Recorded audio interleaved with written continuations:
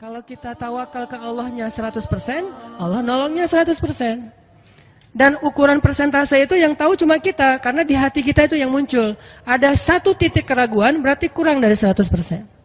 Keraguan itu memperlambat datangnya pertolongan dan keajaiban dari Allah. Makanya aku tergantung prasangka hambaku kepadaku. Kenapa ada orang di zaman dulu tuh kayak dapat karomah, keajaiban-keajaiban dalam hidupnya. Kayak nggak mungkin terjadi secara logika dan ilmiah. Karena memang dia yakinnya ke Allah itu 100%. Apakah kalau kayak gitu kita nggak perlu ikhtiar? Perlu, tapi ikhtiar nggak ada hubungannya dengan keyakinan. Ikhtiar itu hubungannya dengan kewajiban. Allah yang suruh ikhtiar, tapi yakin berhasil apa enggak, itu urusan yang kedua. Urusan hati antara kita dengan Allah Subhanahu Wa Taala. Kayak kita minum obat. Tentunya kita harus beli obat yang paling bagus, dokter yang paling recommended, yang spesialis. Oke, itu ikhtiar. Tapi kalau sampai hati kita terlibat dengan ikhtiar itu, meyakini bahwa kalau ini pasti sembuh, kalau ini kayaknya nggak ada harapan, soalnya dokter juga nggak ahli, berarti hati kita sudah terpaut dengan makhluk dan berarti sudah berkurang yakinnya kepada Allah. Saat itu kita tidak akan melihat keajaiban. Yang terjadi dalam hidup kita saat itu apa? Hal-hal yang ilmiah. Kenapa kita hanya ngalamin hal-hal yang ilmiah? Karena kita yakinnya kepada hal yang ilmiah. Kenapa ada orang yang ngalamin hal-hal yang sifatnya miracle? Karena dia yakinnya kepada mukjizat. Yakinnya kepada aun atau pertolongan dari Allah Subhanahu Wa Taala. Jadi bukan kita tidak berikhtiar, ini bab a'malul qulub, amal hati. Apakah hati kita yakin nggak sama Allah Subhanahu Wa Taala? Dan Umar mendengar cerita itu semakin yakin sama Allah. Makanya nanti muncul kasus di zaman Umar tuh luar biasa. Ini presiden kalau imannya 100% ke Allah, ada masalah di negaranya tuh, dia tinggal bilang ya Allah beres tuh masalah. Jadi di Mesir waktu itu ada musim paceklik sampai sungai Nil tuh hampir habis tuh. Sehingga air sungai Nil nggak mengalir lagi ke ladang-ladang jagung, gandumnya orang-orang Mesir. Dan orang Mesir yang dulunya menyembah anak sapi betina mulai syirik lagi nih. Mulai berpikir, kalau kayak gini mah sama aja. Setelah Islam datang kita tetap aja susah, paceklik. Mending kita doa lagi ke nenek moyang kita, dewa-dewa yang dulu. Gubernur Mesir yang namanya Amr bin As waktu itu ngirim surat kepada Umar ke Madinah. Ya Amirul Mukminin, Mesir sedang diuji oleh Allah dengan kekeringan dan masyarakatnya hampir syirik. Kami mohon bantuan dari pusat, dari Madinah untuk membantu bagaimana mengatasi kekeringan di Mesir. Begitu surat itu sampai ke Umar bin Khattab, Umar nulis balik surat dalam bentuk doa. Bismillahirrahmanirrahim. Ya Allah, turunkanlah hujan untuk masyarakat rakyat Mesir. Dikirim ini surat ke Mesir. Waktu itu ibu katanya masih Alexandria, belum Kairo. Dikirim ke Alexandria, malam itu diambil sama Amr bin As. Pas dibaca oleh Amr bin As, Bismillahirrahmanirrahim.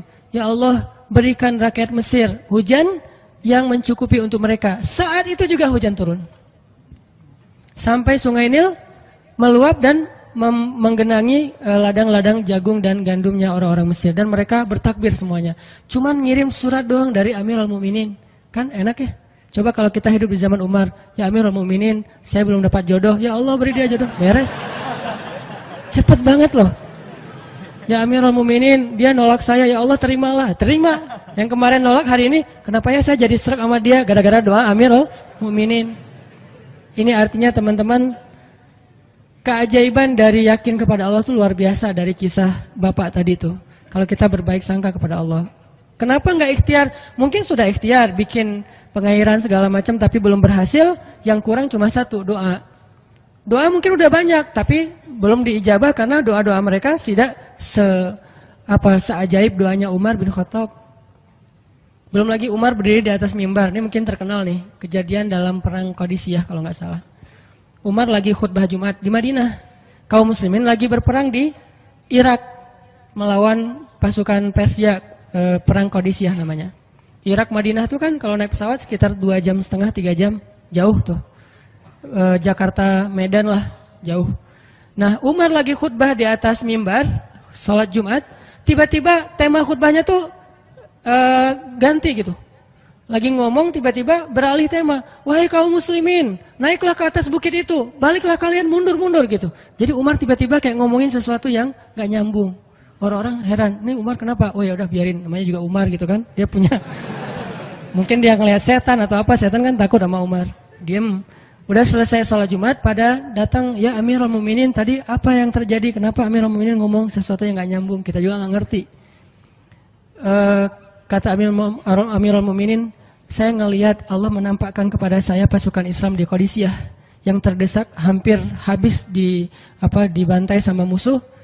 Tapi saya ditunjukkan ke sebuah bukit yang mungkin mudah-mudahan itu jadi benteng untuk mereka berlindung. Saya suruh mereka naik.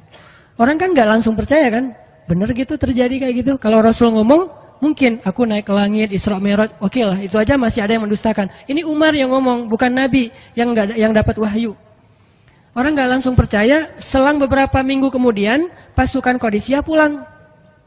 Jadi utusan mereka pulang bawa berita tentang kemenangan perang dalam perang Qadisiyah. Dia cerita, suatu hari di hari Jumat, kami sedang berperang.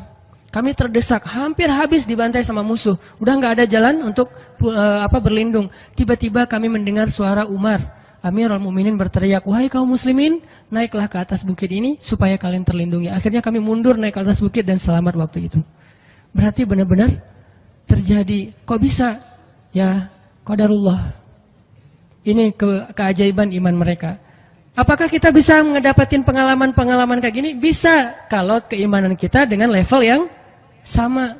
Kalau nggak selevel yang sama pun, minimal kita nusaddid. Kalau kita tidak bisa sama persis, minimal kita berusaha untuk nuqarib. Berusaha untuk pengalaman kita nanti, walaupun nggak sama persis, mirip-mirip dengan pengalaman mereka. Lagi-lagi, bukan berarti tidak berikhtiar. Ini keajaiban-keajaiban yang terjadi. Dan saya juga baru ngalamin kemarin pas saya di nggak kurang dari seminggu yang lalu, saya baru pulang dari laut di Batu Karas. Di sini ada teman saya, Agi, mana Agi? Nah ini Agi ya. Ini by the way model iklan. Ada deh pokoknya iklan jodoh maksudnya. Agi ini anak Batu Karas. Agi boleh diceritain? Agi ini anak Batu Karas. Batu Karas itu Jawa Barat, daerah Pangandaran. Dari Bandung kurang lebih 6 jam perjalanan. Kalau lagi ada ombak saya suka ke sana nonton orang main surfing. Nggak main sih, main dikit-dikit tapi nggak jago. Nonton orang main surfing. Ketemu Agi. Agi nggak tahu tuh ya. 2 hari sebelum saya datang ke Batu Karas, dia sakit kayak demam gitu. Mungkin habis diputusin kali ya. Dia demam gitu, nggak enak badan, pengen pulang. Biasanya kalau nggak enak badan cuma dia tinggal di Jakarta, paling juga di kos-kosan. Tapi kali ini pengen pulang ke Batu Karas banget. Aduh, kenapa ya pengen pulang ke Basroh Batu Karas gitu ya. Batu Karas kayak Basroh gitu. Pengen ke Batu Karas. Pas dia pulang, hari saya lagi mau main tuh, dia diajak sama temennya, ngojay itu apa? Berenang yuk gitu. Berenang yuk, berenang. Dia ikut, padahal lagi nggak enak badan, tapi pengen berenang. Pas lagi di pantai, saya datang ketemu loh, kayak kenal nih, hitam-hitam ektis gitu. Ternyata ketemu saya, Ustadz Hanan ya, ya kenalan. Ustadz saya tuh ketemu Ustadz kemarin di Maruya pas kajian minggu bulan yang lalu. Cuman karena jamaahnya banyak, saya nggak bisa ketemu Ustadz, nggak bisa salaman. Saya waktu itu membatin. Ya Allah, saya pengen banget ketemu Ustadz Hanan langsung, tapi jangan dalam suasana ta'lim yang ramai, langsung berdua. Mudah-mudahan terkabulkan. Akhirnya Agi banyak istighfar sebulan istighfar, akhirnya terjadilah yang tadi itu. Dia nggak enak badan, saya juga tiba-tiba ujuk-ujuk, kenapa ya saya pengen ke Batu Karas, kenapa ya pengen ke Batu Karas, ternyata di sana ada ombak, kan ada Agi. Ketemu aja di Batu Karas, itu cara Allah menskenariokan. Dan itu terbukti banget loh, istighfar. Bukan karena saya orang soleh, dan kita bisa istighfarin siapa aja. Saya pengen ketemu ini, saya pengen. Dan itu ajaib. Kalau misalnya nggak ketemu pun di dunia, insya Allah ketemu dengan orang soleh itu nanti di akhir. Apa ruginya beristighfar dan berdoa? Nggak ada ruginya kan? Ya Allah, saya pengen banget ketemu dengan, misalnya, sebutlah ulama yang paling kita ngefans di dunia siapa gitu, dengan Imam Sudais, Imam Masjidil Haram. Pengen banget jabat tangan sama Imam Masjidil Haram yang imamin umat Islam seluruh dunia gitu. Tapi kan nggak mungkin. Kita umroh, kita haji juga nggak bisa ketemu dengan Imam Sudais. Kita berdiri paling depan ya, di dekat dengan Hajar Aswad. Begitu mau sholat diusir tuh. Begitu selesai salam langsung dipagar betis sama askar-askarnya. Susah ketemu beliau tuh, ajaib banget kalau bisa ketemu. Tapi kan nggak ada salahnya beristighfar kan? Astagfirullah, astagfirullah, ya Allah, Sudais, astagfirullah, astagfirullah, Sudais, astagfirullah. Terus aja gitu. Pengen ketemu Sudais. Tiba-tiba bisa aja sudah datang ke Indonesia, ada seminar apa, mungkin bisa ketemu yang paling logisnya. Atau kalaupun nggak ketemu di dunia, tiba-tiba bangkit dari kubur di sebelah kita. Siapa? Kan kamu sering manggil saya dulu, siapa? Sudais yang mana ya? Imam Masjidil Haram, Masya Allah, Syekh gitu. Dan orang soleh nanti di akhirat, dialah yang salah satu akan menyelamatkan kita dari perjalanan yang sulit. Selain syafaat Rasulullah SAW. Jadi kalau disebut nama Nabi, kita spontan ya, Sallallahu Alaihi Wasallam. Kalau perlu bahkan kayak respect banget gitu. Kalau disebut nama Nabi langsung Sallallahu Alaihi Wasallam, karena luar biasa jasa Rasulullah. Yang jelas selain Rasulullah Sallallahu Alaihi Wasallam, nanti ulama-ulama orang-orang soleh juga bisa nolongin kita di akhirat. Jadi kalau kita doa, ya Allah pengen banget ketemu si Fulan, Syekh Fulan, Ustadz Fulan, Kiai Fulan. Kalau nggak ketemu pun di dunia, pasti ketemu di akhirat. Yang jelas harapan kita nggak mungkin Allah abaikan gitu aja, nggak mungkin. Pasti Allah kabulkan. Cuman Allah kadang-kadang menggunakan cara yang lebih baik daripada yang kita pernah bayangin. Ketemu beliau di dunia paling cuma selfie. Tapi kalau ketemu di akhirat, dibawa selamat di sirat yang panjang, lebih mending mana? Ketemu nih dengan seorang ulama, orang soleh yang kita ngefans banget nih. Pokoknya saya pengen banget selfie sama beliau, ya Allah. Apalagi kalau orang soleh itu followersnya banyak, misalnya 1.100.000. Sedikit itu mah, banyak model yang 17 juta, 19 juta. Pengen followersnya nambah kalau selfie sama beliau. Cuma nambah followers. Tapi kalau ketemunya di akhirat, nambah apa? Nambah derajat, naik level. Kita jadi selevel dengan masuk ke level beliau, padahal kita mah malahnya nggak selevel gitu. Kenapa? Karena dibawa sama beliau. Orang soleh itu kalau mau masuk surga, teman-teman nyari teman-teman yang mencintainya di dunia. Ya Allah, mana Fulan, dia mencintai saya di dunia. Ya Allah, mana Fulan, dia mencintai saya di dunia. Allah bilang, dia masih tuh di sidang, belum beres-beres, sudah sidang ke-30 misalnya. Kan sidang di dunia aja satu kasus berpuluh-puluh kali kan. Gimana sidang akhirat, lebih berat lagi tuh. Ya Allah, tolonglah dia, selamatkan dia, karena saya mencintainya selama di dunia karena Engkau. Akhirnya orang-orang soleh pada balik lagi. Dari surga, balik lagi ke padang mahsyar. Demi ngapain?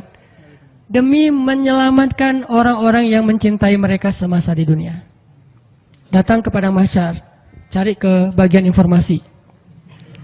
Tolong dong yang namanya ini gitu, panggilin. Perhatian-perhatian, Hanan At-Taki dipanggil sama Syekh siapa gitu. Saya dipanggil, datang aja. Mas, saya yang dipanggil, benar Hanan At-Taki? Ya, mana coba buktinya? Aduh, saya lupa bawa kartu nama. KTP misalnya. Udah pasti tahu lah ya malaikat sama kita. Udah masuk aja. Tuh ada yang nungguin di business lounge gitu. Jadi ada VIP lounge-nya gitu kan. Oh, saya boleh masuk VIP lounge-nya, masuk ke VIP lounge. Udah sampai di sana udah ada makanan segala macam, mereka lagi duduk. Kayak asa kenal nih, siapa ya? Dekat Hanan ya? Ya, wah kita sering ketemu dalam doa. Wah, akhirnya pelukan. Ada apa, Syekh? Yuk ikut saya ke surga, kan enak banget kan? Terus sidang saya gimana? Udah beres, diberes sama teman-teman saya di sana. Saya banyak teman di dalam gitu. Saya banyak. Beres kan? Di dunia aja bisa gitu, masa di akhirat gak bisa? Tapi dengan seizin Allah dan Allah ridho dengan kebaikan-kebaikan itu. Jadi nggak ada sia-sianya juga kita. Kan dulu saya pernah cerita yang Imam Ahmad bin Hambal kan, yang pengen banget ke Basrah, dan itu ternyata terjadi juga sama Agi. Dan terjadi juga sama salah seorang driver ojek online di Bandung. Baru 2 bulan yang lalu kejadiannya. Saya lagi datang ke markasnya Pemuda Hijrah, kita sering ada kayak rapat gitu di kantor. Markas kita namanya Masjid Al-Latif di dekat Gedung Sate. Datang dari pagi rapat sampai sore. Dan saya pakai baju main biasa, bukan pakai baju taklim. Sebetulnya sama aja sih. Nah, waktu itu sholat zuhur di Masjid Al-Latif, saya ngimamin sama asar. Habis asar pulang. Karena nggak nyetir sendiri, saya pakai online, saya order nih. Order, pakai ojek, ada yang ngambil. Drivernya ngambil, datang, jemput, pulang. Kemana? Ke Cimahi, pulang. Di tengah jalan dia nanya, Mas sering sholat di Masjid Al-Latif itu ya? Saya bilang, ya lumayan, saya bilang. Ya itu masjid rame banget, anak-anak muda pada numplak di situ taklim. Siapa sih itu, ada imam muda, bagus suaranya gitu. Ntar, jangan GR dulu. Muzammil, oh iya Muzammil, ya bagus tuh. Tadi udah GR, ternyata salah. Oh Muzamil, benar-benar Muzamil tuh suaranya bagus banget ya, anak ITB kan? Ya anak ITB ya. Kalau Mas di situ sering ngimamin juga? Ya sesekali sih saya bilang. Dia mulai curiga gitu. Suka ikut talim juga di sana? Ya kadang-kadang saya bilang. Kenal sama Muzamil? Ya lumayan, padahal murid sendiri kan? Lumayan saya bilang. Oh Mas kayak nggak asing nih. Mas tadi ngimamin sholat zuhur bukan? Ya, saya bilang. Mulai curiga kan dia? Mas namanya siapa sih mas? Hanan, saya bilang. Hanan? Hanan yang mana nih? Ya.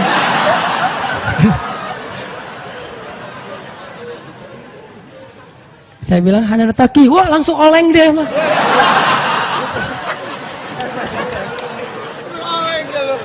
Oh, mas biasa aja mas biasa aja gitu.